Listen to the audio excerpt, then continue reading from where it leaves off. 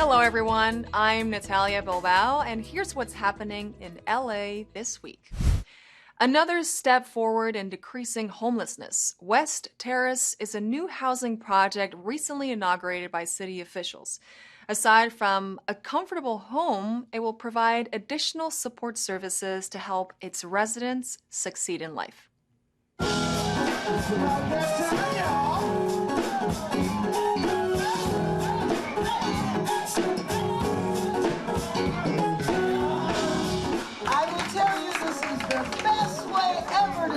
Saturday. Yeah! A wonderful accomplishment in our community. Today we're opening up West Terrace housing development for some of the folks that couldn't find a place to stay, that were in encampments, that were in the streets. It is housing for families, housing for individuals, housing for couples. And so we're super excited to be here and super excited to celebrate, because it's always a celebration when we're able to bring our neighbors from off the street into housing.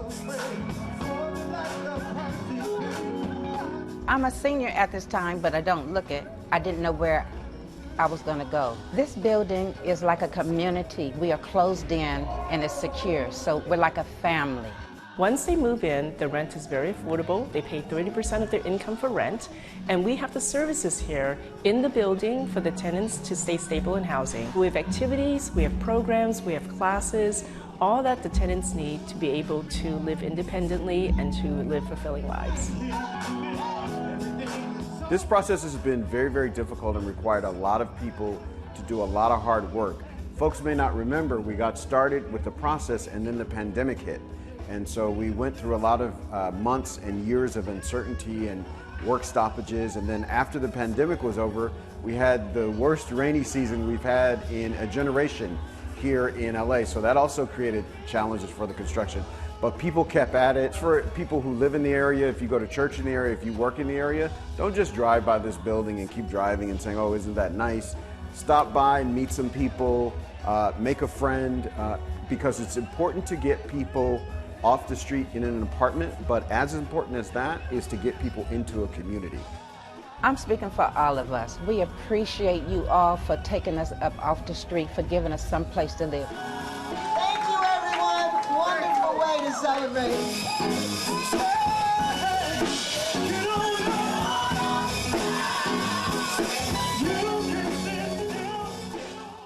To learn about other affordable housing projects like West Terrace, visit eahhousing.org. The residents of the San Fernando Valley have officially welcomed their new representative. Imelda Padilla, councilwoman for District 6, had a community swearing-in ceremony with her loved ones, constituents, and council members. Good morning, everybody. Buenos días. It's a fabulous day for Los Angeles and here in the San Fernando Valley as we celebrate the community swearing in of Imelda Padilla, our newest councilwoman. It was a long battle to get here, and now that I'm here, I'm excited to celebrate with the community members that helped me become the city council member for the 6th District. During this term, I hope to be a partner with our mayor to tackle on the issues of homelessness, making places like our public parks safe again. I also want to focus on economic development and bringing more jobs to the area and making sure that as infrastructure dollars come into the 6th District, that we also align it with the ability to build better jobs and increase housing opportunities.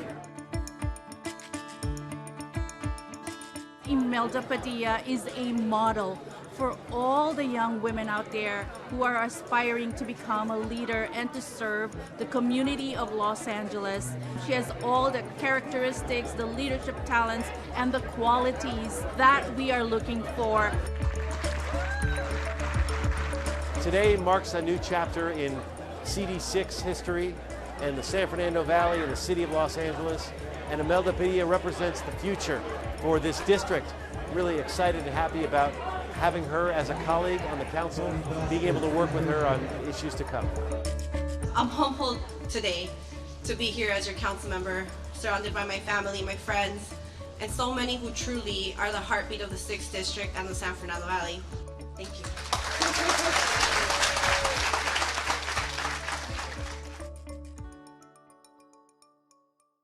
reading a book together can be a great bonding experience for families.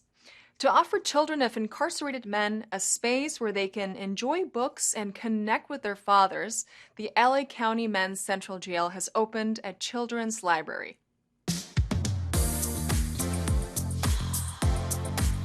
Today we're at the LA County Men's Central Jail to inaugurate the first children's library here in the Visitor Center for children who come and visit their fathers.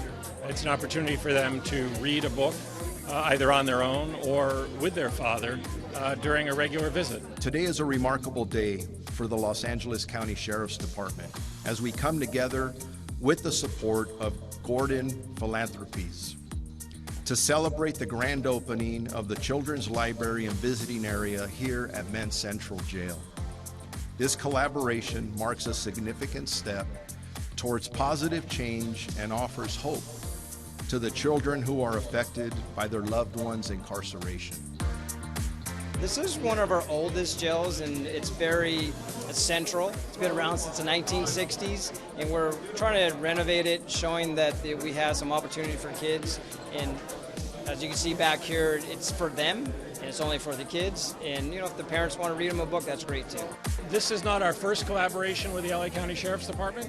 They've been really wonderful in terms of being open to ideas and being supportive of them. I mean, obviously, this can be a difficult environment to operate, and there are a lot of considerations that go into it. But the LA County Sheriff's Department's been very helpful, very cooperative, and we hope that this is a partnership that will continue for many years to come. Books provide a child a completely different reality. It takes the harshness out of this place. It just creates a positive out of potentially what could be a really difficult time for that child to process. Children with parents who are incarcerated tend to underperform academically, and we know that reading is a key part of building academic performance and academic success. So our hope is not only will a child who comes here have the opportunity to bond with their father, but also to read and to build their reading skills and to allow them to perform at an acceptable academic level, because we know that education is a great equalizer for people across our community.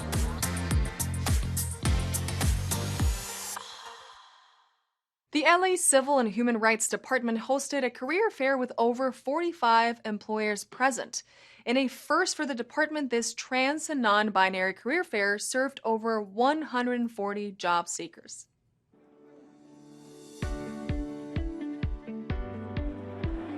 We're here at Los Angeles Straight Tech College. We're holding our first ever in-person trans and non-binary career fair. We are joined by, thankfully, 45 plus employers from across different industries in the city and about 140 plus job seekers who confirmed and attended. So I'm really happy to be doing this for the community. I'm so happy to see this happening to our community and being accepted by everyone, and educating also. It's a good way of educating businesses about our community, about our culture and who we are. So today is special. This career fair is special because not only that we are trying to get trans and non-binary people hired and be actually employed, but we're also doing a mandatory training in the morning conducted by one of our commissioners of the Transgender Advisory Council to talk about gender sensitivity and cultural competency training for the trans and non-binary community, where employers can be equipped with the language, the programming, and how it is to be dealing with people from this community. Our community has been disenfranchised, not only in law, but also in employment. There's a lot of discrimination that is happening, and a lot of our people are not getting employed simply on the basis of being discriminated based on their gender identity. So this is a step and an action towards progress where we're holding space for actual trans and non-binary people to be employed and to be a part of the American workforce. We're very lucky to have community members and also mayor and government employees that are there for us to help us as a community. I want to thank most especially Councilmember Price and also Councilmember Tracy Park for their office's support in holding this fair. And also, I want to thank everyone, all the employers, the job seekers, and all the volunteers who showed up for this community today. It's a beautiful day.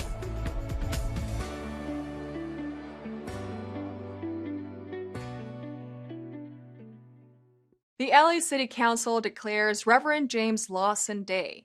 The LA City Controller addresses city job vacancies, and Mayor Bass reports about steps for a greener LA. These stories up next on City Beat.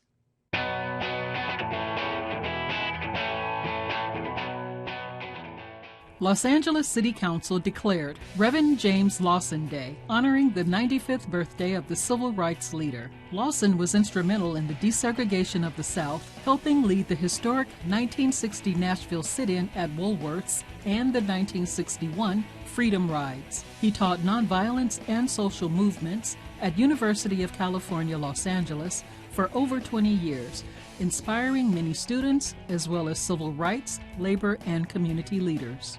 Following his 2019 induction into the California Hall of Fame, UCLA dedicated the James Lawson Jr. Worker Justice Center in his honor in 2021. For more on the City Council, visit lacity.gov/government. 1 in every 6 government positions in the city of LA is vacant, and this is impacting crucial functions, according to City Controller Kenneth Mejia. As of June 2023, the data put the average rate of job vacancies at 17%. One department, Economic and Workforce Development, has nearly 60% of its positions unfilled. Other areas with higher than average vacancies include airports, building and safety, public works, and rec and parks. The city controller noted several potential solutions, such as long-term reform of the civil service and more targeted local hire programs. For more information, visit the Data tab at controller.lacity.gov. LA Mayor Karen Bass has reported on the progress toward her administration's key climate goals for Los Angeles. These aims include more electric transport, cleaner power generation, and reducing emissions from commercial and residential buildings. The city has invested in 18 new electric buses for LA's Department of Transportation and launched the first 100% electric full-size street sweeper in the U.S. LA's Department of Water and Power, LADWP, has reintroduced its Cool LA program, with rebates available for 5,000 air conditioning units. Los Angeles has added 35 megawatts of rooftop solar power this year alone, making it a leader in solar energy, according to the mayor. For more information, visit mayor.lacity.gov.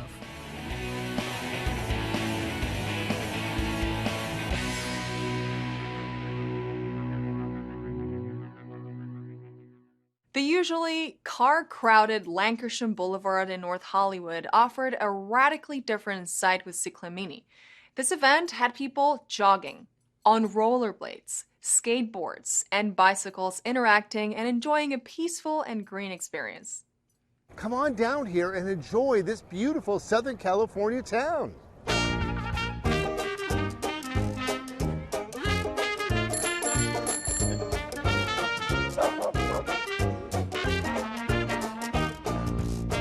It's a terrific day. We're here in front of my district office, right in the heart of the NoHo Arts District, and CicLAmini, a mini version of Cyclovia, is taking place today. We have over a mile of Lankershim shut off to traffic, so people get to enjoy an entire day car-free, walking, biking, riding skateboards, in the middle of Lankershim Boulevard.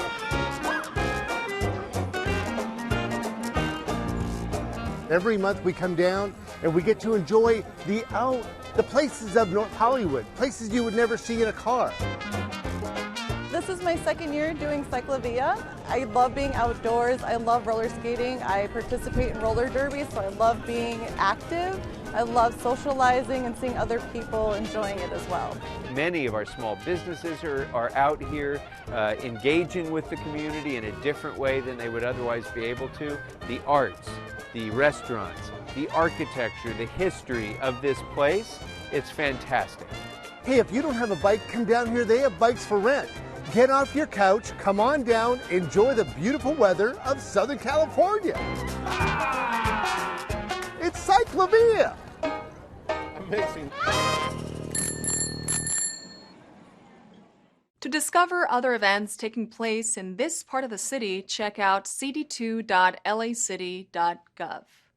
People from all ages and abilities join forces at the annual Inclusion Matters Run, Walk, and Roll. The aim was to recognize the similarities amongst different abled people and bring awareness to an important cause while enjoying a walk in the park.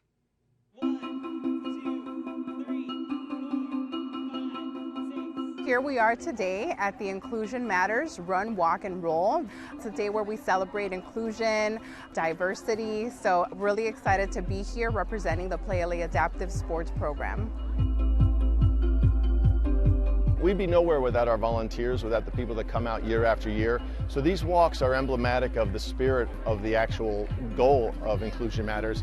People of all abilities come here. We call it a walk and roll because we've got no shortage of wheelchairs and walkers and differently abled people all showing up from everywhere to come out and give us 5 to 10K and raise money for a great cause. And we couldn't be more grateful to them every year that they turn out. And this year we actually had a record year. So in spite of it being a strike year for a lot of the labor force in Los Angeles, an incredible turnout from everybody. This has been a wonderful day. We got such a wonderful turnout. We got so many donations. We were a little, concerned that maybe this would be a small year, but we've had so much energy, so much grace from people. It's been wonderful. I like to think that the kids that are helped most for this are the ones that are differently abled, but frankly all kids are taught this because all kids need to learn inclusion. Kids of all abilities, whether they're typically abled or differently abled, they actually get to learn that our differences are not so great, that we're all really the same, just in spite of whether we use a chair or a walker or our own 2 feet.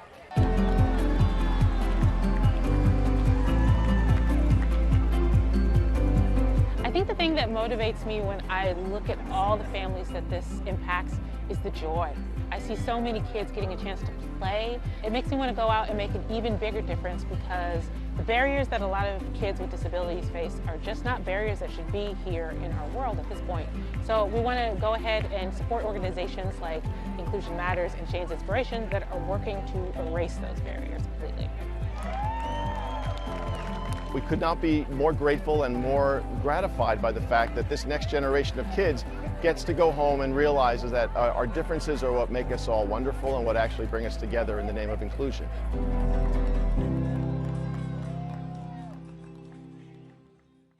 Did you know that we share around 98% of our DNA with gorillas? The LA Zoo recently celebrated World Gorilla Day, and we had conservation experts talk about their dedication to protecting and caring for these popular primates. Check it out. So the LA Zoo has obviously many animals and many different species from all over the world. We have just celebrated World Gorilla Day, so we're really into our gorillas at the moment. Gorillas are a species that we have had long-time partnerships with conservation in the wild, particularly with GRACE, Gorilla Rehabilitation and Conservation Education Center in the Democratic Republic of Congo. So we really love to share our gorillas with our guests here and talk about what we do for our gorillas, everything we do for their welfare, and also how what we learn from taking care of our gorillas has helped us in the Congo to help the gorillas at GRACE. As a conservation biologist, working at a zoo is a really interesting thing because I think of the LA Zoo as a conservation organization. We have people throughout the zoo, whether they're in our animal care, taking care of these animals and figuring out how to maximize their welfare so that we can take that to the Democratic Republic of Congo and improve the welfare of the animals that are from confiscations and support our partners in grace. But we also have a big learning and engagement or education division, and they have expertise and training and degrees in figuring out how to connect with people and get them to develop empathy, care about nature, and then take actions to support it. And so throughout the zoo, you're going to find that there's messaging and information. There are people here you can talk with, whether it's docents or volunteers or staff who are taking care of the animals or learning engagement staff. You can learn about how you can do things to protect biodiversity and improve the world.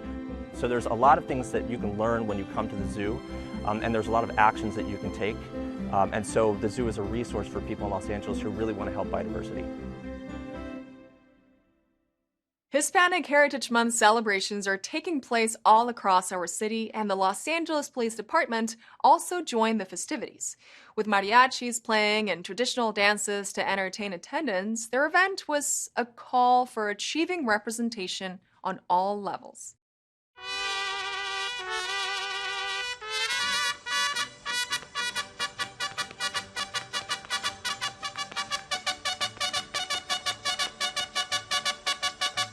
Today we are at the Los Angeles Police Department's headquarters plaza. We're formally kicking off the celebration of Hispanic Heritage Month, which is celebrated from September 15th to October 15th.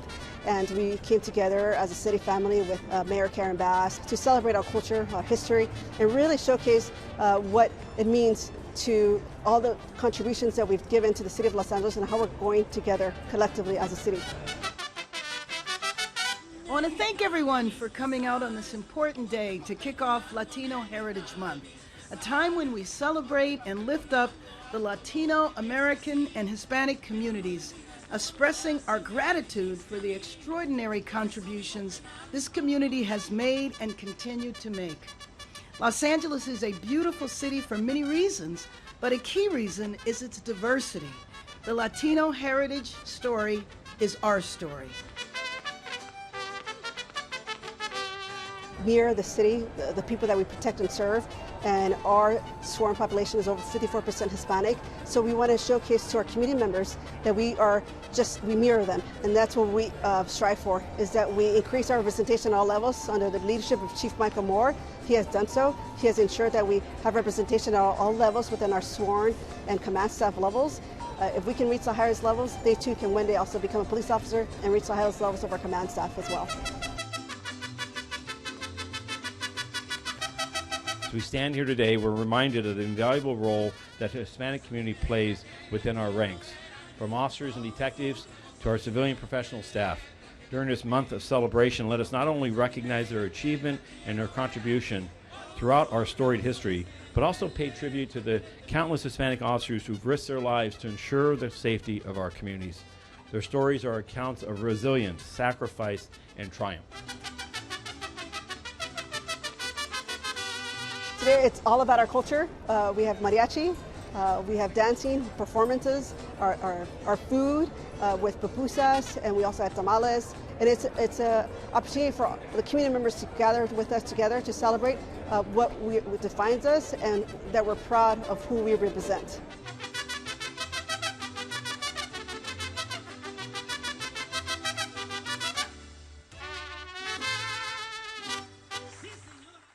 In this week's feature story, our own Maria Hall-Brown sits down with dancer and creator of Dance in Color, Adrian Mitchell. He discusses how the program is empowering dancers of color and seeking to change the professional dancing landscape. Let's hear this story.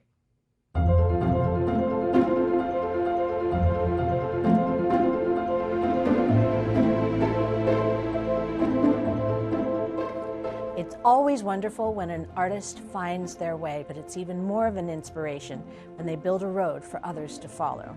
Adrian Mitchell is a dancer who is wanting to open those doors for other dancers to be able to have the same opportunity. So nice to have you here. Thank you so much for having me. It's such a pleasure to be here.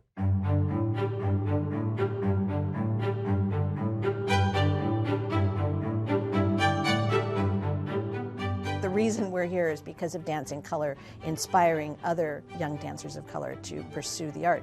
We created Dance in Color, which provides grants and scholarships and free educational programs targeting underserved communities, and build the programs that might allow young kids like I was to feel like they might have a chance to have a professional career in the professional ballet industry.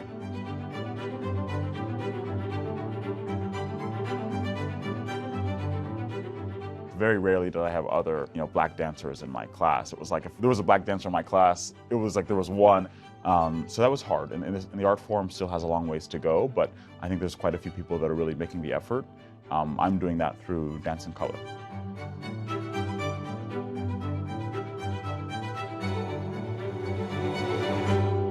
It's hard enough to be a dancer. It's hard enough to have done what you have done already, but why did you turn around? Why are you reaching your hand back? It was just, I remember the struggle that I went through, and I have a single mom who worked so hard to make sure I could have the training, and so I've experienced it firsthand. So to be able to provide the opportunity or to create some relief possibly for these young dancers is so incredibly rewarding. When you see the effect that you can have on these young people who are becoming professional dancers or possibly not, there's still so much value in studying ballet. We call it grace and grit. Even if you don't become a professional dancer, ballet training creates such a sense of discipline and a sense of self, which is so important to go into the real world. Okay, now if people want to reach out and help or learn more about Dance in Color, the best route is? danceincolor.com. Well, congratulations, Adrian.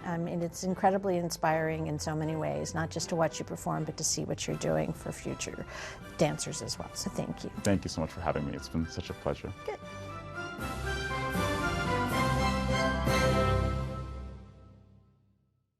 In this week's Things to Do, support local artists at the Muertos Artwalk, learn about outer space at the Central Library, and immerse yourself in 18th and Grand, the Olympic Auditorium exhibit.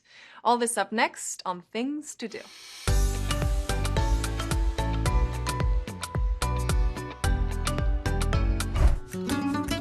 Join in the celebration surrounding Dia de los Muertos at El Pueblo de Los Angeles, the birthplace of LA. Saturday, October 7th, is the start of Day of the Dead season at El Pueblo. Muertos Artwalk supports more than 35 local artists and vendors and will feature a curated exhibition, original artworks, along with crafts, jewelry, accessories, clothing, live music, food, and more. Don't miss this free outdoor family-friendly event on Saturday, October 7th, beginning at 10 a.m. Head to the Central Library for a journey into outer space and beyond. Join astrophysicist Dr. Reza Estrella for a talk about her work at NASA's Jet Propulsion Laboratory, where she researches the planets that orbit our stars, 5,000 of them and counting. Learn more about solar eclipses and find out ways you can help NASA scientists during the next eclipse coming up on October 14th. Join Dr. Estrella on Saturday, October 7th at 2 p.m. in the Mark Taper Auditorium at LA's Central Library. The talk is free and open to all ages. Find out more at lapl.org/events. Catch the immersive exhibit 18th and Grand, the Olympic Auditorium, which celebrates 80 years of the Olympic. Olympic Auditorium's original location at 18th Street and Grand Avenue featured boxing, wrestling, roller derby, and music concerts. The historic venue was a focal point for Mexican and Mexican-American culture in LA.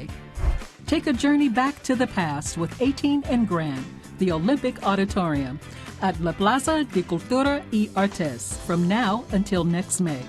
For more info, visit lapca.org. And that's a look at some things to do.